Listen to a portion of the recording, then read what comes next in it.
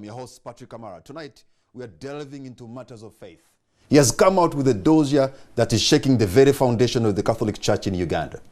Reverend Father Anthony Musaala's missive has gone viral on the internet. He says that the church must now begin an open and frank dialogue about Catholic priests becoming happily married men, rather than being miserable and single.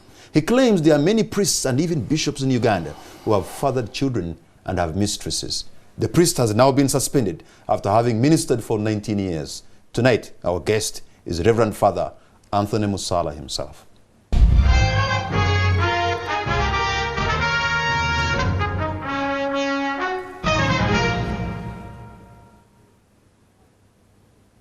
Anthony, welcome to the show. You're on the spot tonight. I'm on the spot. Here I am. Thanks for inviting me to this show. You've somehow rocked the boat, but let me go into your document and begin by quoting. Tonight I begin with a quote from your open letter, Father Anthony. This is you writing. I suggest that now more than any other time, we must begin an open and frank dialogue about Catholic priests becoming happily married men, rather than being miserable and single, either before or after ordination. Have you fallen short of the glory of God? Well, I probably have, yes. Like, is it you who want to get married? Not particularly, no. But I think that there may be several priests who would like to get married, but the discipline of celibacy does not allow that. Of course, people join the priesthood knowing very well that they must live a celibate life, and they take the vows. As time goes on, things may not quite turn out to be what they should. I think that marriage is not a solution to all problems of lust, but I think people do get married because... Wait a minute. Yes. This is not your problem, yes. But you sit and imagine that there is a priest who would like to get married. It looks like crying more than the bereaved. If you don't want to get married, why do you think that somebody else would like to get married? Well, I mean, it's like asking, you know, why does a doctor treat cancer when he doesn't have cancer? I mean, you know, you can reason, you can look at things on the ground and draw conclusions. And I think many priests have thought about this. I don't think I'm the only person who's thought about it. People may not say so. I know this kind of discussion takes place in seminaries, in houses of formation. So it's not like it's something new. And, you know, times do change. But marriage itself cannot solve the problem. In fact, a friend of mine who's a devout Catholic has given me this definition, and thank God he gave it to me just before we came on air. Marriage is a voluntary union between a man and one wife for life, to the exclusion of others. But even if that definition stands, men and women today cheat. That is so true. You can get a priest off celibacy and get him in another sacrament of marriage, but that does not mean he's not going to cheat. Absolutely. So what are you suggesting? I'm not saying that when people get married, they don't cheat. What I am saying is that when you have a large number of people who have professed celibacy failing, and possibly having, you know, wives or whatever it is on the side, and when that becomes a kind of culture, you know, an unspoken sort of thing that everybody does, well, then you think these people are sort of living a kind of marriage anyway, you know, so why don't they go for the full-blown thing rather than have something that isn't quite marriage and is also a kind of breaking of the vow of celibacy. So it's along those kind of lines that, you know, people need to make a good decision about their lives. You know, not only on the day of ordination, but even further down the line, people need to say, okay, am I living this out? How is it working for me? Perhaps some people need to make the decision to leave the priesthood, perhaps. For 19 years in the church, has Father Anthony Musaala seen this just the other day? No, certainly not. And what are you waiting for? And I've not just talked about it the other day, but I've written about it the other day. And you know, thoughts grow and mature. Things always have a time when they come out. I think that's, why am I talking about this now? I don't actually know why I'm talking about this now. It's something I thought about, and it's just come out at this particular time. But when we look at the larger picture, we see that the church is in need of reform. And this is one area perhaps where reform is required. And, reform, in terms of people being more faithful to celibacy, and also people saying, okay, maybe I can't, maybe I need to leave and get married. Or, as I would say, the possibility of married clergy. If Pope Francis I today announced that priests can marry, would we see a Mrs. Musaala? I don't think so. I think it's a very difficult question to answer. You don't think so? What do you mean? If you don't want to get married, you say no. You can't say you don't think so. I look at my own life and I think, well, I'm 57 years old.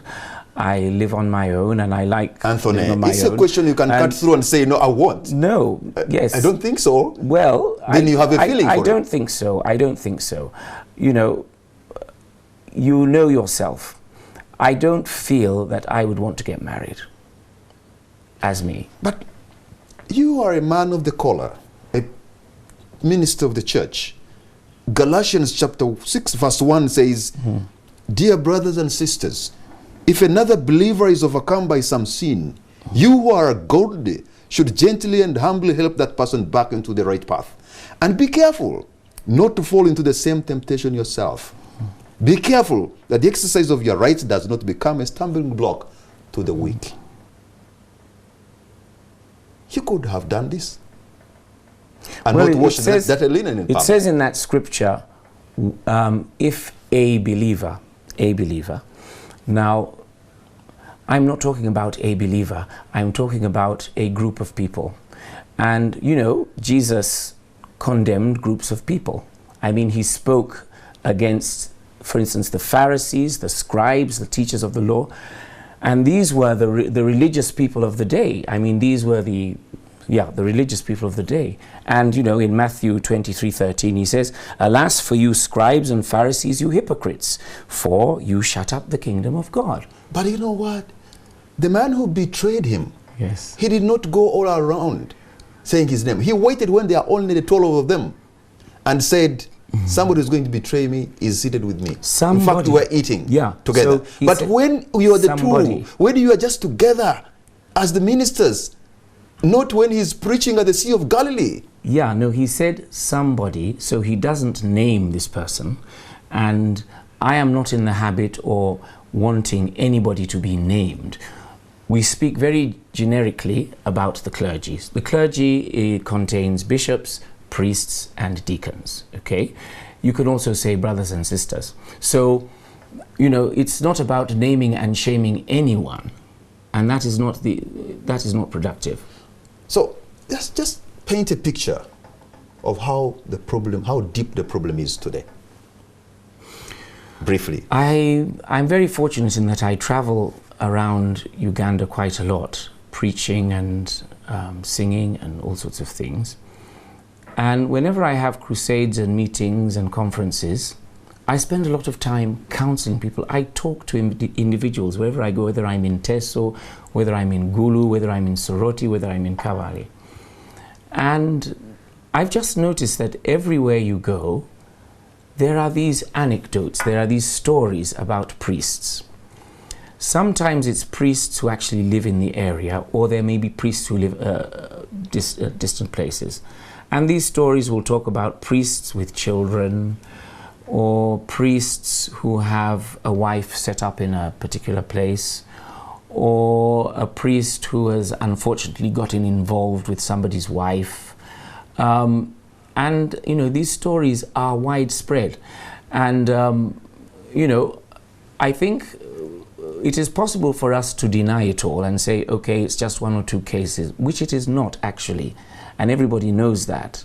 I think it's more healthy to say there might be a bit of a problem and we need to look into it, more than saying it's just one or two people and, you know, human weakness. But, you know, in 2009, it was said that you engaged in a natural intimacy because you had a natural It said friends. Homosexuality. Yes, that It was alleged. It was alleged that you that practiced. No. It was alleged that I was a homosexual, not that I practiced homosexuality. And there is a subtle difference. So are you a homosexual? Because, can I just finish? Being a homosexual is to do with a person's nature or orientation. Yeah. Homosexual acts are something quite different. If you go to prisons, people commit homosexual acts. They are not necessarily of a homosexual orientation. So, I was accused of being a homosexual. And, you know, to me the question is, the person accusing me, how could they possibly know this? You know, I mean, if this person has slept with me, okay, they can say on such and such a day, I slept with this person and therefore I know that he's a homosexual. I've done homosexual acts with him.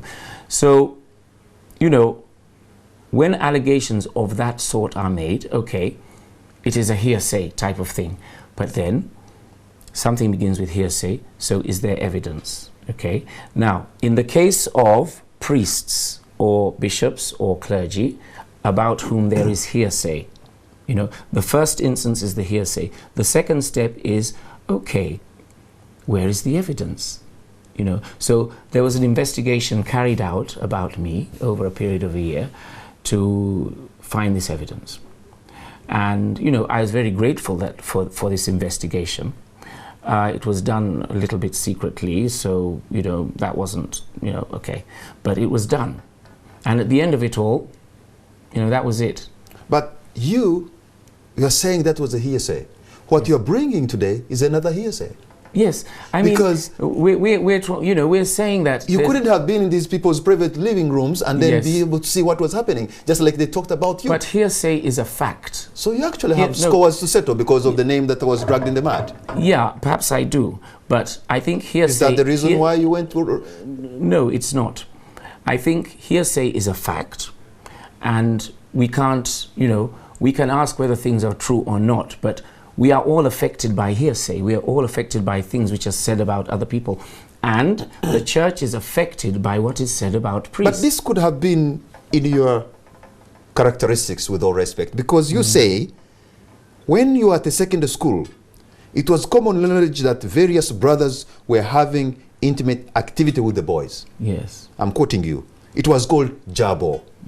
As a teenager, you yourself, your first encounter was actually with one of the brothers who invited you to his room on the pretext of doing some extra chemistry equations. You were 16 at the time. Later you heard that several other boys had been through the same thing with the same brother and with other ones. Some are still alive to this day. Are you telling us you were sodomized at 16? I was not sodomized. What did this brother do in this chemistry extra? I don't think I need to say what the brother did, but it was not sodomy. This is what you do. But what they did, because this could have culminated in what happened in 2009. At 16, you are I think we must make a distinction between child abuse and homosexuality. They are two very different things. So were you abused here? I did not seek the sexual favors of this man at the age of 16. I put very clearly that I was inveigled into this person's room on the pretext of being helped with chemistry. And while I was there, inappropriate behavior... There was another body chemistry? Yes. No, not body chemistry, not from my part anyway. But this person, who was older than me and who was a teacher and who had moral authority over me, did things which were inappropriate for him. What things? I wouldn't like to say in detail, but let's say I was touched inappropriately. And this was something that I knew nothing about. This was not something that I wanted, you know. And I later on discovered that this had happened to other boys. Now, to connect that with the allegations of homosexuality in 2009, to me, is just fantastic, because, you know, child abuse is something very traumatic, you know, to a young person. You're not able to talk about this to another person, because the person who's abusing you is like your parent, you know. So how do you talk about this to anybody? But at 16, you are abused by a Catholic brother. You keep quiet and went ahead to train as a priest. Yes, yes, yes. Where did you gain the trust and the confidence? I was attracted to the priesthood by Jesus Christ. I don't remember in my journey to becoming a priest really thinking I would like to be like him or him or him or him. So for me, that was not really, I didn't really have a big role model as a priest. And the abuse did not affect me because I put it down to something that happened in my childhood. There was this convenient forgetting. You know, people who are abused suppress what happened to them. They suppress the memory. And that's why sometimes it takes a long time to come out. Just before we went on the air, yes, I got a call from somebody who claims to have been your OB at one point. Okay. That you went to St. Mary's Seminary. St. Mary's School? Yes. Yeah. But you are expelled. True or false? Yes, that is true. I was expelled. But you went also to St. Charles Luanga Kasasa. Yes. You were expelled. Yes. But you also went to St. Edward's Bukumi. You were expelled. No, I didn't never attend. You joined Brothers of Christian Instruction in Eastern Uganda. You were expelled. What does that say of the character of Father Anthony? Can we just get our facts right, Patrick? Okay. I went to St. Mary's College, and at the end of Senior 2, I was expelled for being 31 out of 32 students. Okay? In other words, my academic record was so poor that it was not tolerable. Okay? I was sent to a school called St. Charles Wanga College, Kasasa, and that school was full of really very, you know, riotous kids. And I got involved in a strike in the school, so I was expelled. St. Edward's Bukumi? No, I didn't attend St. Edward's. I attended a school called Mvara SS in Arua. And after being, you know, one term at school, I was expelled for taking a walk outside the school without permission, but in my school uniform. For heaven's sake, Father Anthony, so what does that say of the character formation of a young Father Anthony who later becomes a priest, who could not stay in a school for 2-3 terms? You almost a rogue student. I would say I was a rogue student. I think I was a disturbed child, actually. And I thank God, in a way, that I went through that experience, because I'm able to help other young people who are going through with it. And I later on discovered the cause for that in my life was problems at home between my father and mother, broken family, and all that kind of thing. So, and also we have to remember that becoming a priest is a calling from God. We have people like St. Paul, you know, who was Saul, and, you know, God changed him. Because it's Damascus turnaround. Yeah. So I think it is a calling from God. It is a little bit mysterious. I never thought I'd be a priest, and it was not part of, you know, my thinking as a child, but later on it happened. You're ordained in Uganda, but trained in England. Yes. And you got your calling at the age of 25 to be a priest. That was well, I started off. But I was quite old. I started off in a monastery.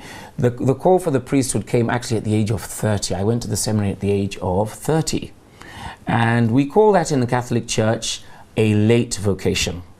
So I studied in London, where there are many late vocations. In fact, in England, most of the people who go to seminary go there not as children. There are no minor seminaries anymore, because there are a few vocations. My investigation have shown me that you had tried to start in Uganda, but because of your conduct, like it was in Kibuli, like in Kisubi, like it was in Kasasa, you could not continue. No, so you I never had the thought. Else. I never had the thought of being a priest in Uganda. I left Uganda in 1974 during Amin's time, and I went to live in Kenya and in the UK. So my time in Uganda, there was never any thought of being a priest. The vocation came much later. The seminary I went to had people who were 30, 40, 50 years old. Hold on to your point, because you're going to take a break. When we come back, I ask Father Musaala, when you become a priest, does that change your human nature? Don't go away.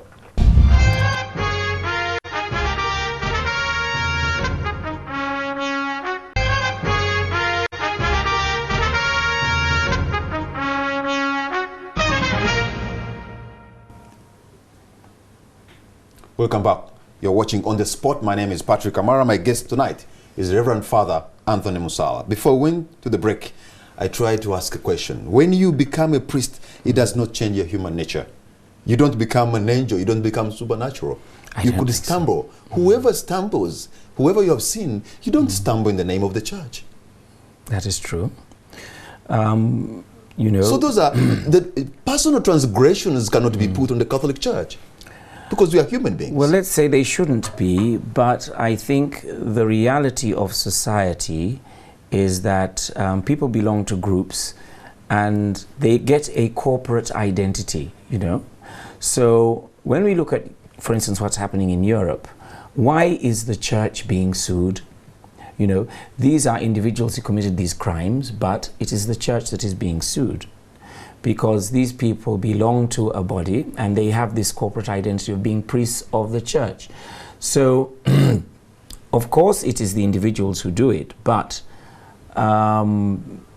when there are several of these individuals doing this, well, then it does reflect badly on the institution. People begin to think, perhaps there's something wrong with the institution if its members are behaving like this. And it may be a totally wrong conclusion, but that's how people think. You know, in your dossier, you forecast doom. And let me quote again. My forecast is that we will have a few more years of Catholic self-deception, perhaps 10, telling ourselves and the world that everything is okay, nothing serious. The more scandals will surface. Did you get an epiphany? Well, I think I thought things through and I meditated on it privately, and I thought to myself, this kind of issue has happened in other parts of the world, and what has happened, you know?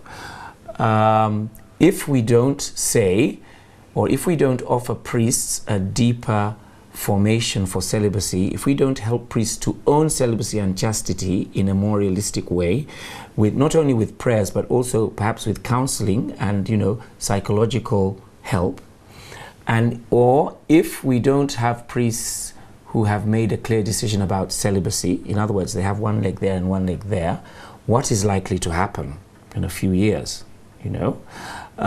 More and more of these scandals will come out. This is a church that has stood for 2 millennia.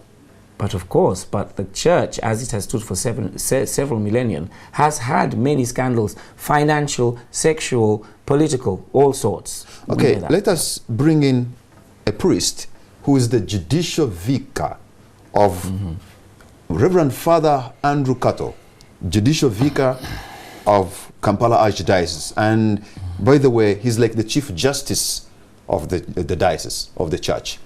Let's listen to Andrew Kato. How approached this question, the way it is approached anyway, everywhere. How is it approached? It's approached when it is taken directly to the people who are concerned, and then somebody discusses it and he hears what is being told. He would have done that, and he would have given it time to find out what the church says about it and what should be taken. It would have been given time. Okay. This is a judicial vicar telling you what you could have done. You didn't do that. And you are an ordained, trained priest. Somebody watching you now or listening to you now, a devout Catholic is thinking, oh my God, Father Anthony has gone wrong. Okay. What do you say? Well, I would say, you know, we're all a little bit different, and you know, maybe I've done things a bit rashly or in the wrong way. You know, I'm willing to listen to that charge, and I'm willing to think about it, and if necessary, to reform. However, I think it is not true that I did something in malice, or because I wanted to attack the church or destroy the faith and the morals and so on of believers. And I don't know whether people can see any good intention behind it all, but maybe a few people do, you know. And I'm very sorry that if I've caused hurt and pain and questions and doubts. I mean, I know there are a lot of people who are very angry by what I have said. And I really want to just say that I am not attacking anyone as an individual, neither am I attacking Mother Church, to which I belong. You know, I'm a late vocation. I joined the church at the age of 30. There were so many other options I could have taken. But I love the church, and that's why I joined it. So, you know, I'm sorry, I really am, if I've hurt people because of being rash in my judgments or saying things that people didn't want to hear. Something caught my mind, and I had it. I just want to ask it to you because it is attributed to you that you ordained in England, but you could not minister there because of your controversy. So you had to come and be, you trained in England, you ordained in Kampala. You could not minister in England because you suggested that priests could masturbate. Did I?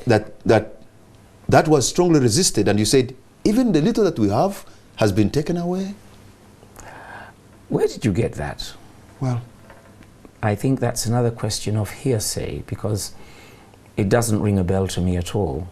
I left England after 2 years of ministry by free choice. I felt the need to return to Uganda, a country which I hadn't lived in for a very long time, to minister here. That was the time when Uganda was still being rebuilt after, you know, Museveni came to power and all this. I felt the need to be part of the new Uganda. That's why I came back. And there was no controversy with me leaving. I left Westminster Archdiocese as a priest in very good standing. And in fact, the Cardinal Hume didn't want me to leave. He said to me, I can say this, you know, he said to me before I left, he said, Father Musaala, you're one of the few black priests we have in this diocese. And you know, we are trying to build a profile of priests which does not reflect the racism in our society. So we need you to be here. And I was feeling a strong pull to come back to Uganda, and he said, you know, I wanted you to be my private secretary for the next term. And, you know, that was very challenging to me. I mean, someone saying to you directly, I want you to be my private secretary. And I had to turn him down and say, look, I feel this call to go back to Uganda very strongly. And so he let me go. So I didn't leave England under any cloud. Let's look at the case one, which you bring in your document. You spoke with a 21-year-old young man last week. He's one of 7 children of a Catholic priest who happens to still be serving with the province of the Archdiocese of Kampala. The young man, who's willing to testify, lived in a parish house with his father priest, even serving on the altar with him, but having to pretend to be a visiting nephew. Come clean and mention the name. You are a man of God. Say it. I don't have permission from the person who confided in me to mention his name. Okay. And you know, as a counselor, if someone, you know, you need permission to give a person's testimony. He gave me permission to talk about him without mentioning any name. Okay, we have a call online. We have my namesake, Patrick. Hello, Patrick. Go right ahead with your question or comment, sir. It is a comment. Okay. Yes. Good evening, Mr. Camera and Father Musaala. Good evening, friend. I would like to thank you, Father Musaala, for making this kind of revelation, much as it is going to hurt the hearts of the Christians in the Catholic Church. But it's true that many priests have been committing this kind of activities in the church, and it has been so much discussed for the Christians to comment on them.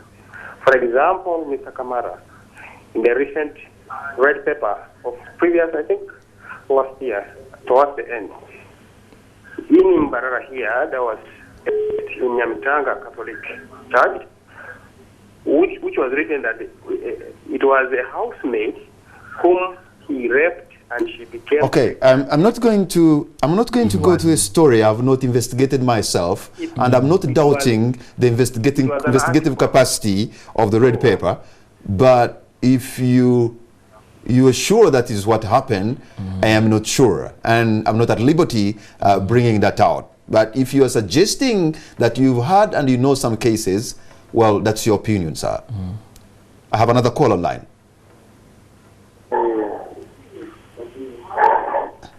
Yes, hello? Hello? Yes, go right ahead with your question or comment. Your name, sir? Hello? You are on air, sir. Go right ahead with your question or comment. Yeah, I had a comment. Hello? Go right ahead and give your comment, sir. Yeah, I have a comment. Go on. Yeah, what I was saying. Hello? Yes. Go right ahead and say you are on air. Otherwise, I'm going to put you off now. Yeah, what I was saying. Hello? Okay, cut off, switch him off because I think he's not ready to speak now. There's no any other way how I can give him an opportunity to speak. Okay, there seems somebody to support the view that, yes, there's a lot of problem. So if there are people whom you think have been molested and abused and they're watching you tonight, what do you tell them? Well, I'd like to say, first of all, that even though these were individuals who molested you and abused you, on behalf of the church, I would really like to say that we are deeply sorry for all that kind of abuse, whether you're male or female, young or old, and it is not the teaching of the church that people should be abused. Also, if you've never spoken about it to anyone and you feel that you need to, try to find someone you can really confide in, because I discovered that in my case, when I spoke about it to someone I trusted, it gave me a lot of relief. And I know that the church is now setting up a body to deal with these kind of abuses in a competent way, with competent people, psychologists and lawyers and so on. So you can speak to a clergyman and you will be helped. We have another call online, and it is Tony who is calling from Mbarara. Tony. Hello, Tony. Hello, Tony. Hello? Yes. Hello. Go right ahead with your question or comment, sir. Yes, good evening. Good evening. Good evening. My name is Godfrey. Okay. I just wanted to inform Father Musaala that these things have not just come out now. Yes. They have always been there. And I would suggest if he had gone into their own avenues, they sit with the deacons and all the other clergy, and they sort it out. I mean, why does he have to come out? Because we know these things. They have happened before, they are always there. Right? So he would have for some other options, not coming out online, in papers, and because can you show us where there is no rot? Everywhere there is Pentecostal, Muslims, where is he going then? Because the flock is looking for holy people. Where should we go? Thank you. We have another call online, and his name is Joel. Joel.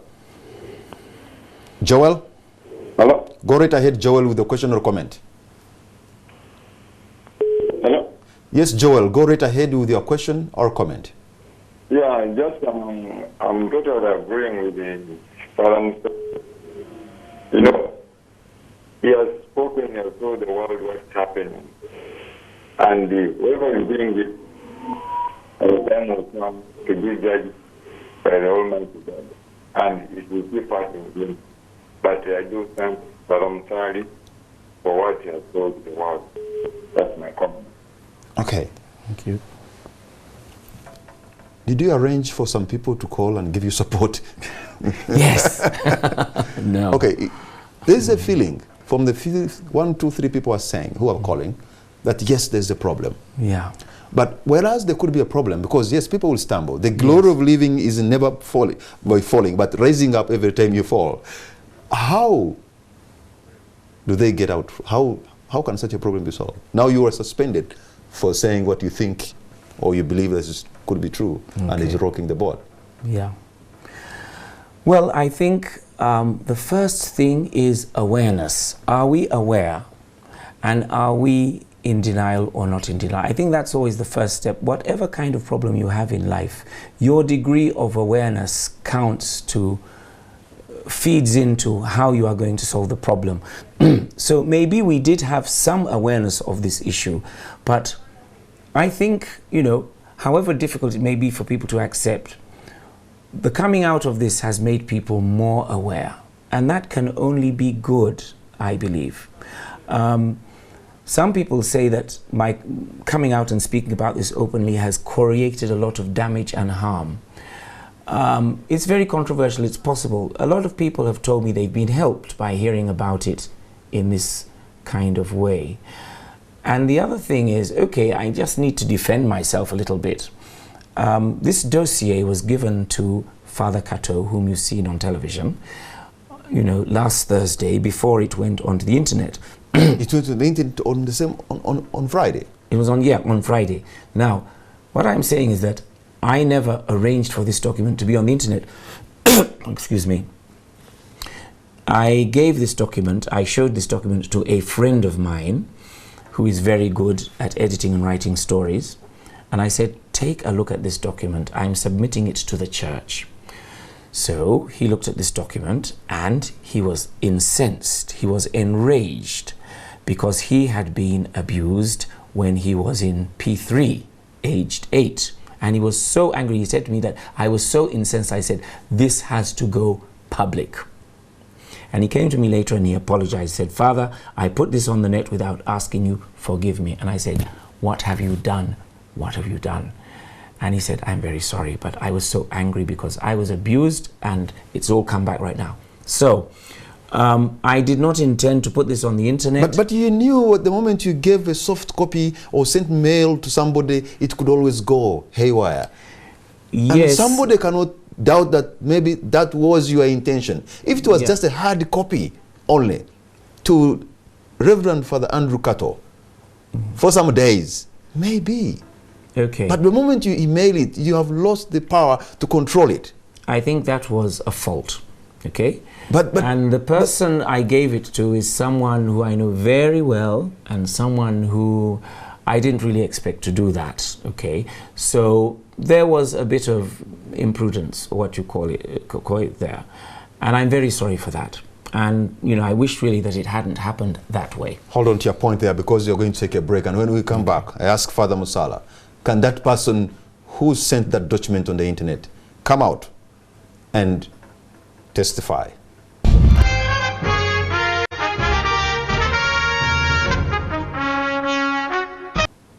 Welcome back. You're watching On The Spot. My name is Patrick Kamara. My guest tonight, Reverend Father Anthony Musaala. And, you know, that man who took the document and posted it on the net, can he come out and say, I'm the one who did it? Yes. Can he come out and testify so that maybe your name in a way can be exonerated? Yes. Would you like to interview him? Yes. Yes, I can arrange it. Who is that and where is he?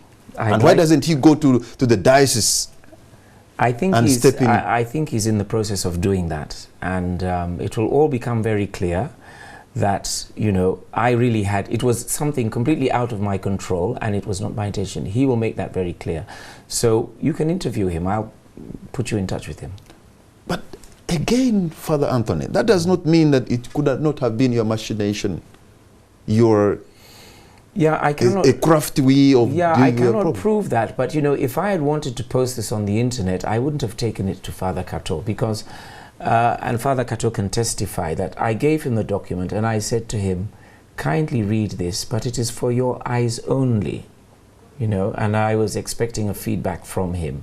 And I believe that there would be actually a long time with him to talk about this and with other priests. And it's just unfortunate that it went onto the internet before that happened.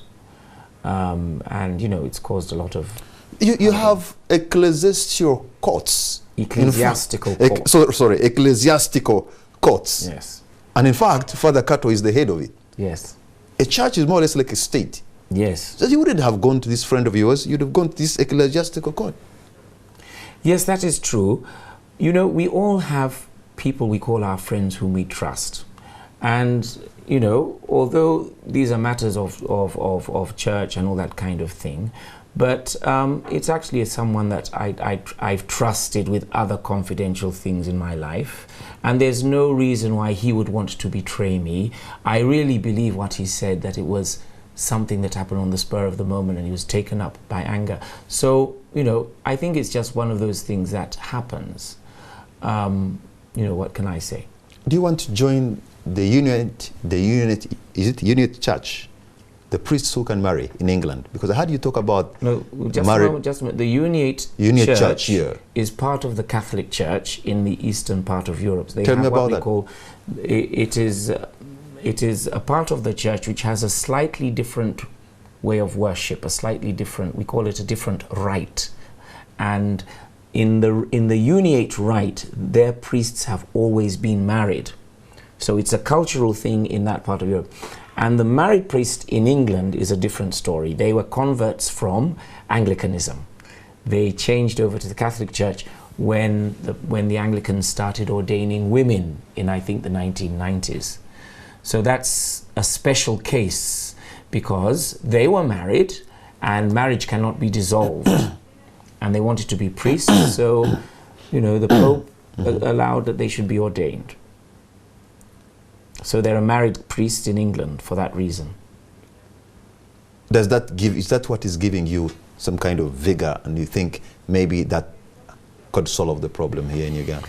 Well, not solve the problem, but the point I was just trying to make is that marriage and priesthood are not contradictory. It is possible for a priest to be married because there are married priests in the Catholic Church. And it is not impossible that at some future point, the discipline may change. You know, you have about 7 sacraments in Catholicism, right? Yes. And one of the sacraments is the sacrament of holy matrimony. Yes. And another one is the sacrament of the holy order. Yes. But even that sacrament of holy matrimony is abused. So you cannot move out from the sacrament of holy order and you think you're going to go into sacrament of holy matrimony, and if you don't bring your transgression there. Yes, I think that is absolutely true. The issue is one's transgression or the gaps in one's life which have to be healed. So if you just move from one state to another without dealing with those gaps, not much will change. So I'm not proposing marriage as a way of covering up a person's weakness. I'm saying that marriage, for people, when two people get married, there is a need to be together, to have communion of life, to have intimacy, and all those things are good for the psychology of a person, for the life of a person. When a person does not have that kind of intimacy and fellowship and all that kind of thing, they may be prone to the kind of sexual misadventures that go on among us priests.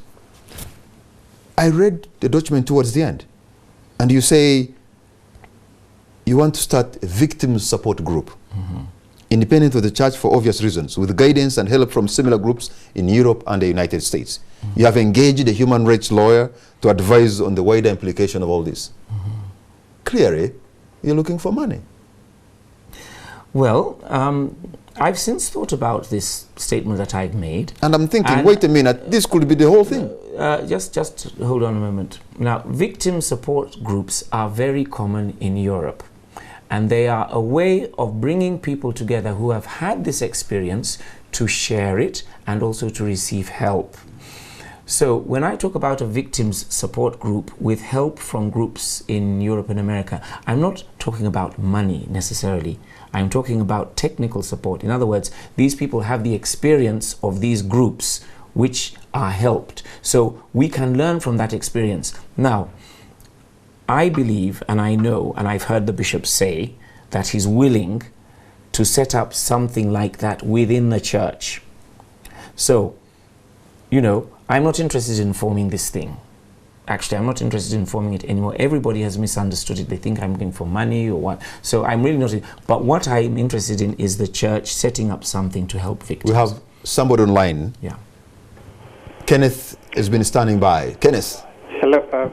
Thank you, Patrick. Go right ahead with the question or comment. Okay, please. This is my comment and probably question.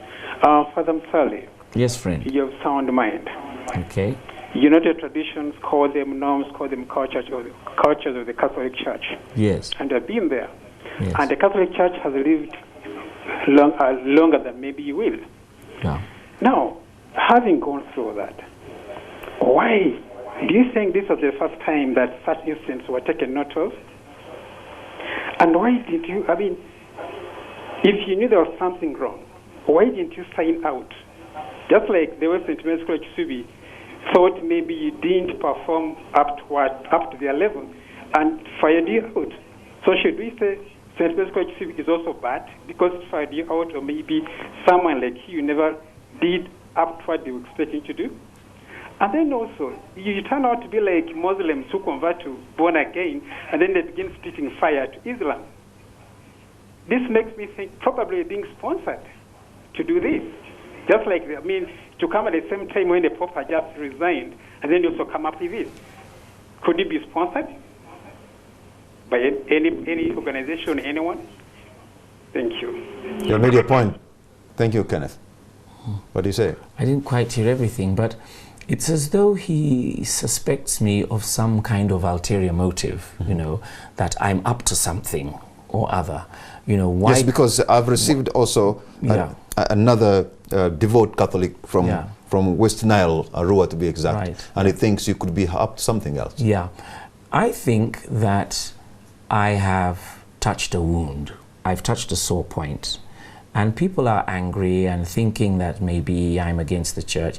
People have said to me, you're being financed by someone. Maybe you're being financed by the Pentecostals or by the government or by something. No, you're definitely up to something. I don't know why in Uganda people have this way of thinking, that people cannot do something of their own volition for a good purpose.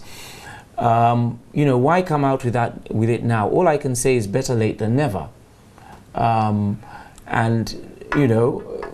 This is when it's coming out. I don't know why, but better late than never. And it may not be a bad thing. I didn't intend it, but there it is. Okay, you're parting short on the show. Time is not on our side. Okay. First of all, I want to thank you, Patrick, for hosting me. I want to thank all the people out there who have loved and supported me over the years, and especially during this time, which has actually been very stressful for me. I never expected to get this kind of thing. And as you all know, I've been suspended, which is also very stressful. I want to just say to you that God loves you wherever you are, and Christ is the one who reconciles us. I want to be reconciled with everybody, and I want to be forgiven for those people I've hurt. I am a Catholic priest, and I hope to be a Catholic priest for the rest of my life. I hope to die as a Catholic priest. I will continue to serve as best as I can. I want to invite all of you to come to the launch of my first musical drama, which will be at Royal Court Theatre in Old Kampala, off Martin Road. Oh my God! You have put a commercial on the show. I wish I knew I would have invoiced you. I would have 4 o'clock, Royal Court. All right. It's a Bible drama, and you'll love it. It's Palm Sunday. Thank you, thank you, thank you very much, our viewers from all over Uganda. I know I've received so many messages from all of you. So many people sending messages on Twitter and Facebook, and on my own personal number. Thank you, my production crew. Thank you, Father Anthony, for making it happen. God bless you. And that brings us to the end of the show. Good night, and God bless.